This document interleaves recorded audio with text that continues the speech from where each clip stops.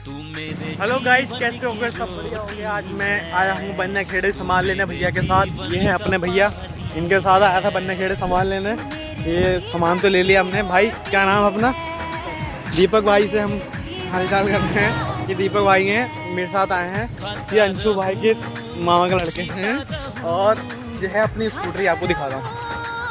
हम इस टाइम बन्ना खेड़ा में जंगल में मंदिर से आगे आ चुके हैं।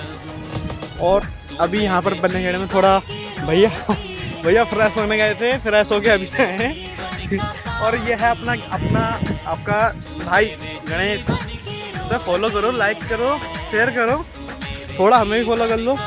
देखो तुम्हारे भाई ने फॉलो कर कमेंट से स्कूटर ले ली, क्योंकि नहीं हैंडसम स्कूटर दिखाता हूँ। ये अपनी स्कूटरी है। ये अपना भाई फोटो सेल्फी भी ले रहे हैं। और ये अपना है।